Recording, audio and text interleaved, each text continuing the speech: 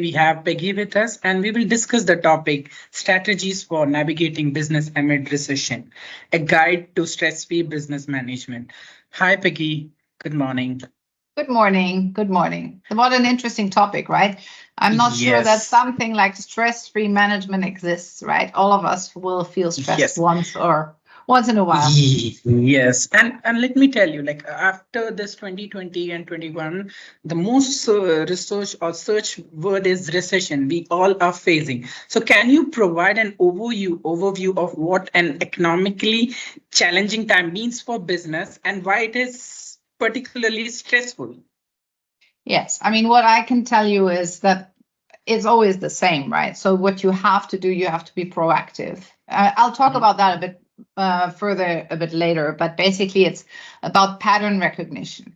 So every business owner has to kind of get his head around the fact that where is his company standing, right? So there's two ways to look at that. Where's the company in its life cycle? So is it a baby? Is it a toddler? Is it a teenager, right? So depending on where your company is and where this point of downturn or recession hits, you have to adapt to the needs, not only of your clients, but also of the needs to make the company survive.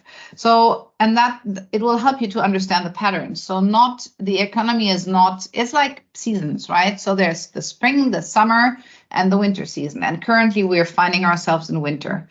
So the companies need to, or any business owner or manager has to be prepared that winter is coming.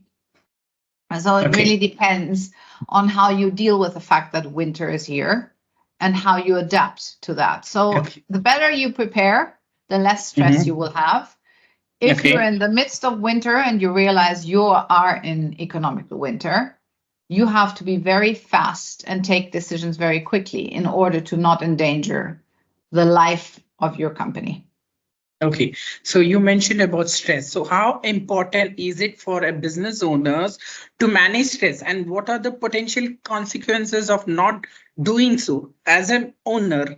Like how to tackle the stress during an economically challenging time? Yeah, that's a good one. I mean, you have to manage your state in general, right? If you're an owner or if you're a top employee, a C-suite employee, you have to manage your state, meaning you have to show up at your best every day. So it doesn't really matter if you're in a recession or not in a recession. If you have a very clear program, if you have your, if you balance your concentration by, for example, meditation, calming your mind, do sports, so have a balanced and healthy body, and also do cold plunges, you're much more, but you have to do that regularly. So don't start when you're already stressed, right? Start it before you ever get there, because that will teach your body and your nervous system that you can balance yourself and you can really calm yourself also in stressful times. Okay. So how crucial is adaptability for business, and what are some examples of successful adaptation of strategies? I'm talking about adaptability and innovation during challenging times. Right. So again, I mean, did somebody realize what's coming or not, right? So if you were able to forecast what's going to happen, you're going to be much more prone to understand how you're going to act versus react, right? So adaptability has a lot to do with reacting to something you have already forecasted, right? This will make, because otherwise it's not adaptability. Adaptability means you are quick in adapting your business to the current needs. And if you look at adaptability, there are lots of companies who do that very successfully, right? So you have, for example, somebody like Procter & Gamble, and I'm coming up with that example, who always adapt to the new, the new way the economics work in the different parts of the world. Because let's face it, you're in India, I'm in Switzerland, so your economy is very different to ours. So and these companies act globally. So what they're looking at is what are the needs in the certain marketplaces, and they adapt to those needs. And I think there's a great example also of Unilever, who has, I think, adapted really successfully in India to the low income, let's say, to the really low income crowd. So they have built a Yes. whole business on that need. And I think that is a really fantastic example for adaptability and for people really look what's happening in the world.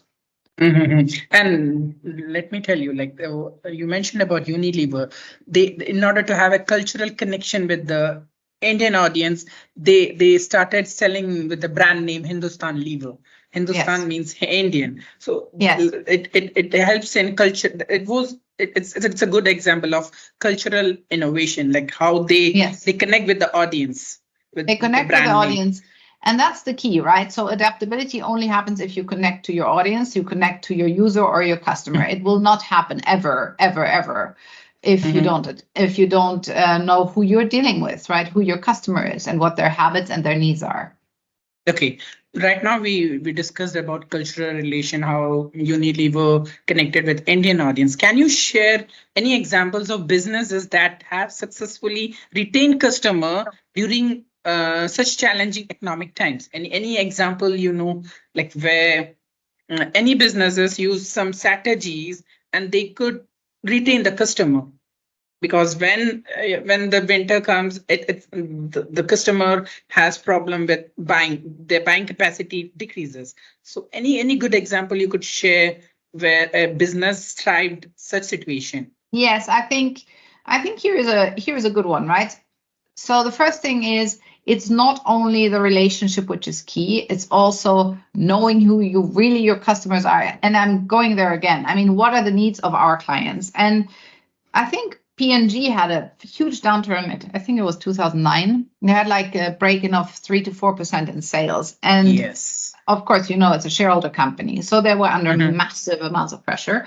What they continued doing is they continued innovating, right? The problem a lot of companies have is that they put their foot on the brake and nothing happens anymore. So you have to really be proactive in your doing. So they were basically pushing their innovation pipeline, and they started expanding into emerging markets where the situation was different. So this was for a global company that was really, it always sounds, oh yeah, of course P&G, but it's a huge company. So it's like an elephant, right? And they were very agile in putting these things into place. And I think it took them only 18 months to get out of the hole. So that shows you, if you know where your client is, where in the world your client is in that moment, and what this client in that moment needs, you're able to turn it around for yourself. And that applies not only to the big companies, that applies to small companies too. Okay. And the one most commonly used strategy during such situation is cost management. So what are some practical tips for businesses to manage costs effectively without sacrificing the quality? Because whenever you reduce the cost or you do cost management, the quality gets affected. So can you give some practical tips where businesses can do cost management without sacrificing the quality?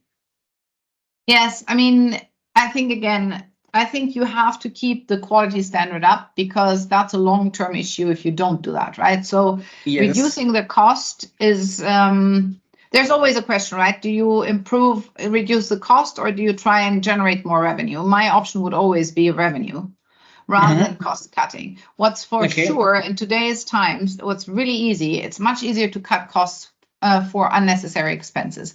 Let's look at the expense development in those companies, or in all of the companies over the world. Look what COVID did, right? What it did is we are connecting over video conferences, whereas the employees 3-4 years ago had to travel from A to B with a plane, with a train, with a car, which was very, very costly, right? They stayed in hotels for a meeting which took 3 hours. They had to stay in. So that has reduced costs. The question is, what did companies do with these savings, right? Did they reinvest them? Did they reinvest them into something that pays out in the future or not, right? So that's one thing. So I would always tend to move, like, delay the big purchases, which don't guarantee you a return on investment. In recessive times, you delay those. You watch your cash like a hawk and make sure that your organization is slim, lean, and agile.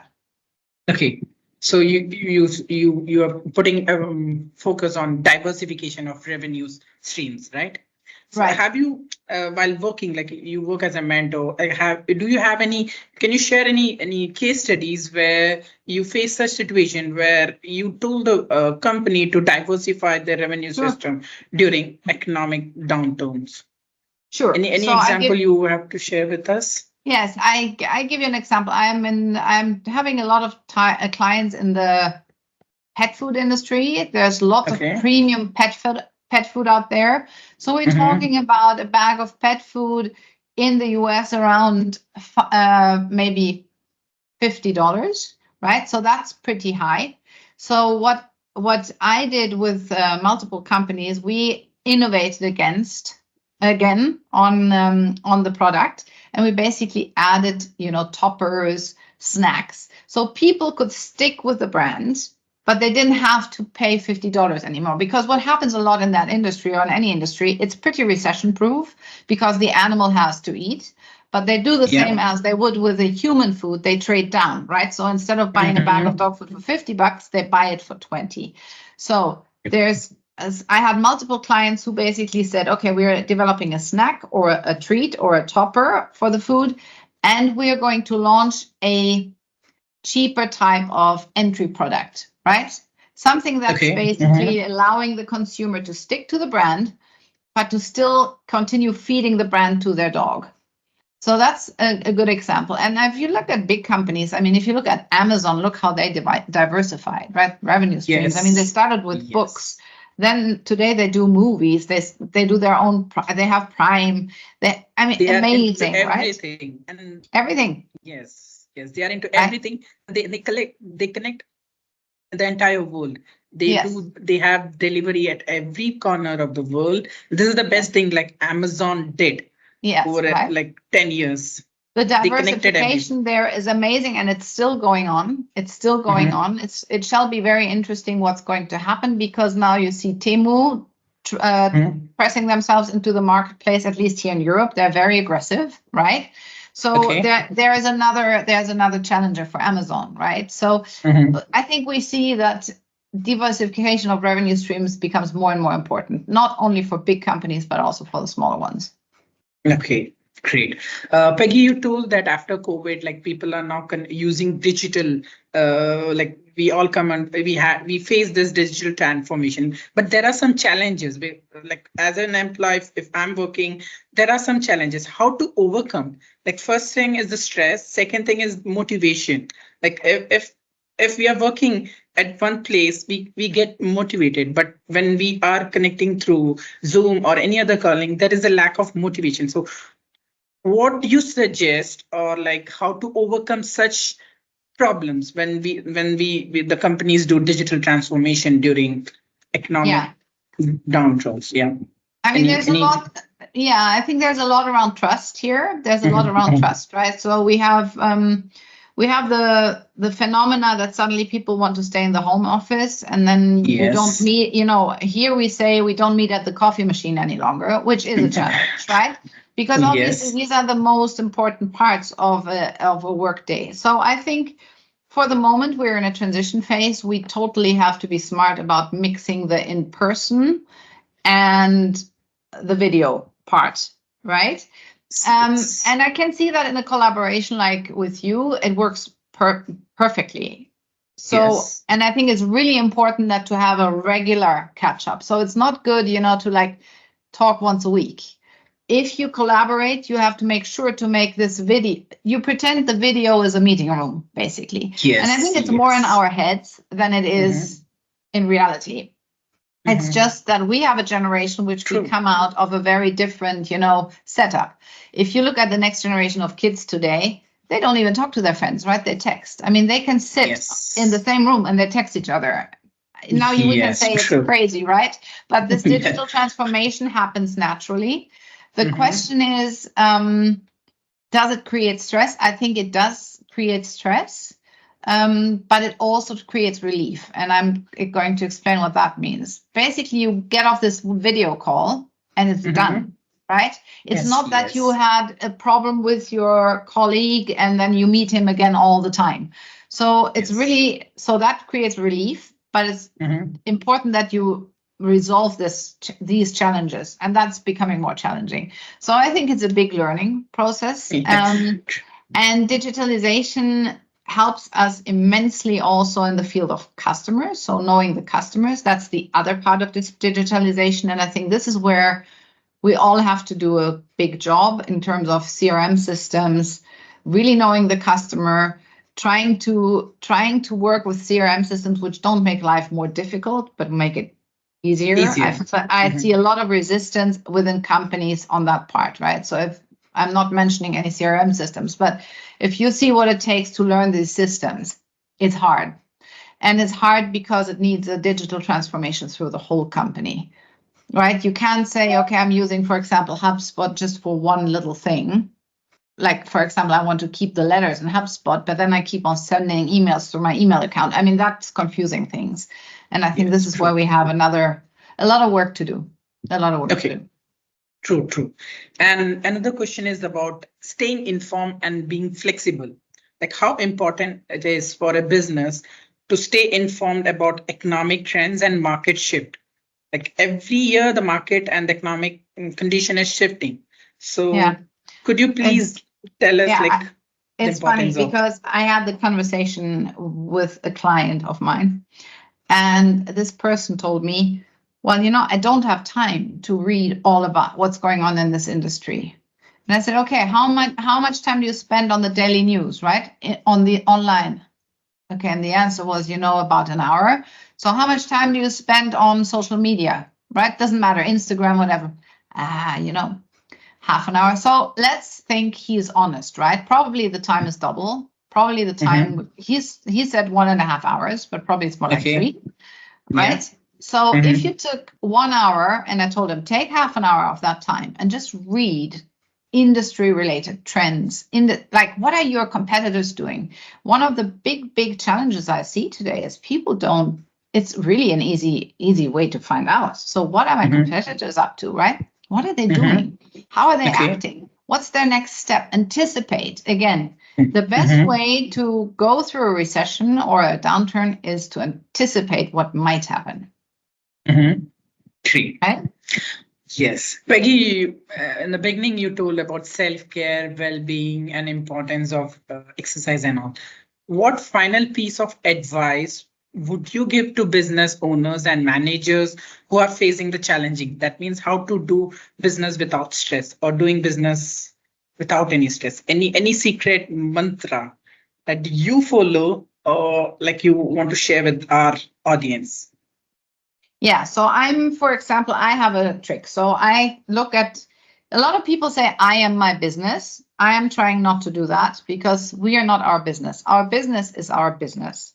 And then there's us, right? Because there's another challenge. If something bad happens to the business, you might fall in a big hole, right? And that's not good. So energetically, let's try and separate those two entities because it's two entities. So what is my business about?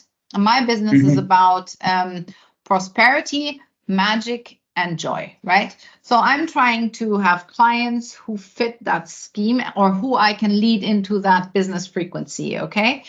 And for myself, I take great care of myself. I watch what I eat. I'm going to make sure to do my sports. I'm going to make sure to have time for my social, not my social media, for my social connections, right? Friends and family. And it's basically a structure in a day I'm trying to follow that will relieve you from stress, because people who don't have a structure in their day, they will always run after things rather than, again, anticipate, what could happen. And I think that's super important. So I don't think there is such a thing as, sorry, my clock, there's such a thing like stress-free business. I think it needs to be a positive stress. It needs to be constructive, because stress has a negative inclination, but it's not necessarily negative. It's also the motor that keeps us going. And keep it positive, manage your state, be grateful for what we have, right? Yes, so gratitude is a huge part of that. And do a gratitude exercise. There are people who have real problems to remember how well off we are. And that's how I try and manage my stress. Yes, Peggy, we all know that you are a pet lover. So tell us how your pet journey, like life with pet, has helped you in combating this stressful days. Yes, right. So a pet, I mean, namely my dogs, they help me to get out of the house, right? So what I do is I walk. And if my dogs are nervous and stressed, that's a reflection of my stress typically. So I can see how well I manage my state really with looking at my dogs, right? Oh, Again, I look at that, I have project managers. If they don't follow my lead, that might be something I'm doing in terms of leadership, which doesn't work really well. Sounds really funny, Yes. but if my dog doesn't follow my lead, then my leadership is lagging, right? And it's not about, that the dog has to listen to me all the time. It's about how do I lead my dog. So my pets are a real reflection of how I manage my life and how good I'm doing, I think. So in short, it's like devote some time to your family or your pet. Yes. To manage Exactly. stress.